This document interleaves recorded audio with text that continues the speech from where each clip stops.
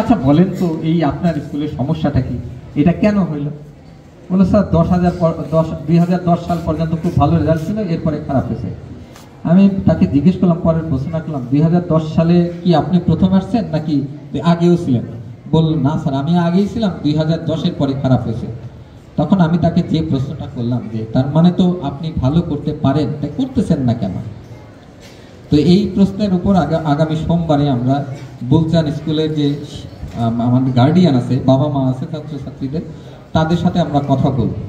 তা আমাদের যারা সহকর্মী আছে জেলা পর্যায়ে, আমরা তাদের কাছে বলছি, তাকে বললাম এই তোমরা দায়িত্ব নিতে পারবে না, একদিন প্রতিদিন 2 ঘন্টা সময় তোমরা দিতে পারো না এই স্কুলের জন্য? বললো স্যার পারি। তা আমরা এই স্কুলটাকে আমরা আগামী বছর যে সময় আছে এসএসসি পরীক্ষা পর্যন্ত আমরা এটাকে নিবিড়ভাবে পরিচর্যা করব। আমরা চাই সুনামগঞ্জের সকল শিক্ষা প্রতিষ্ঠান যেন সুন্দর হয়, ভালো হয়, এই জেলাটা যেন একটা আদর্শ জেলা হিসাবে সারা দেশে পরিচিতি পায়। তো এই কারণে আমরা মানে এই বাকি যে সময়গুলো আছে আমরা শিক্ষা নিয়ে কাজ করব। আপনারা হয়তো জানেন যে আমরা এই শিক্ষা নিয়ে কাজ করার জন্য অনেক বছর পরে আমরা জেলা পরিষদের জন্য অধীনে একটা স্কলারশিপ পরীক্ষার আয়োজন করছি। আপনাদের এই উপজেলা থেকেও হয়তো পরীক্ষা দেওয়ার জন্য ছাত্রছাত্রী যাবে। আমরা খুব সম্ভবত আগামী 2-3 সপ্তাহের মধ্যে এই পরীক্ষাটারও আয়োজন করব। তার মানে আমরা বোঝাতে চাচ্ছি যে আমরা এখন শিক্ষার্থীদের নিয়ে, শিক্ষকদের নিয়ে কাজকর্ম শুরু করে দিয়েছি।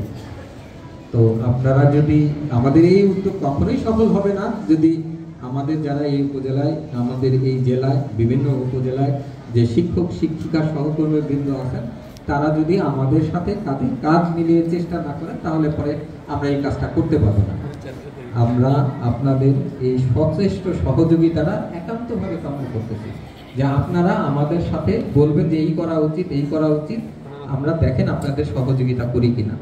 আপনি যদি 1 পা আসেন, আমরা 2 পা এগিয়ে আসবো আপনার দিকে।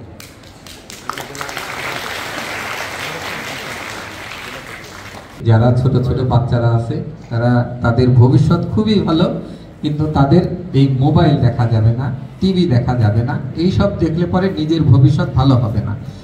দেখো মানে এইবার যে এইচএসসি পরীক্ষায় যে এসএসসি পরীক্ষায় যে ছেলেটা ফার্স্ট হয়েছে, 1285 পাইছে, তার নাকি কোনো মোবাইল ফোন ছিল না। এখন তুমি যদি সারা দেশের মধ্যে ফার্স্ট হইতে চাও আর যদি চিন্তা করো যে তুমি মোবাইল দেখবা, তাহলে কিন্তু আমার মনে হয় না তুমি ফার্স্ট হইতে পারবা।